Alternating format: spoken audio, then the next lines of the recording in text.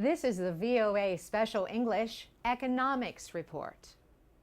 The Arab Spring in the Middle East and North Africa has raised hopes and dreams. But can it raise money to invest in a better future? How to respond to the Arab uprisings was a major question for world leaders at the Group of 8 meeting in France in late May. Earlier, the head of the World Bank said international support can speed progress, but only if coupled with real reform.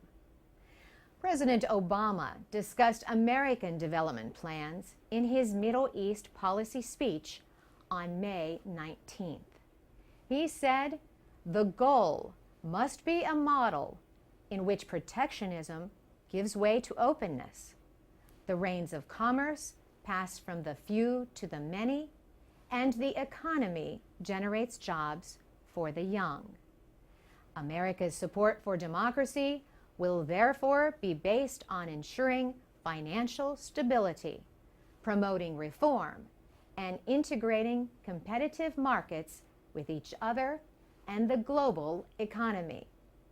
And we are going to start with Tunisia and Egypt."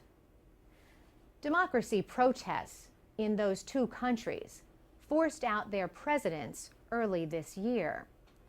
The World Bank will offer Egypt $4.5 billion in loans over the next 2 years.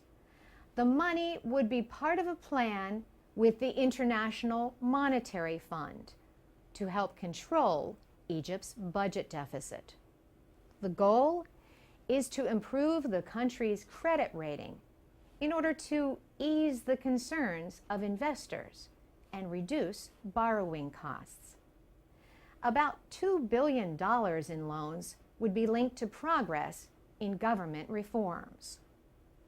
The World Bank also promised at least $1 billion for Tunisia.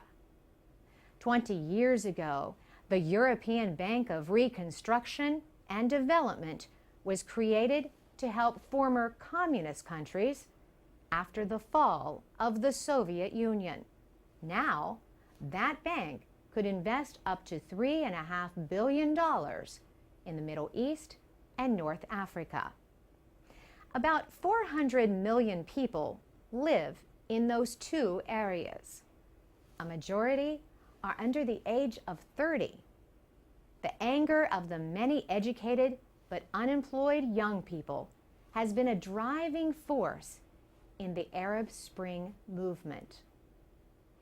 Oil is the main export for many of the countries. Yet a recent World Bank study showed that oil has not done much to raise wages.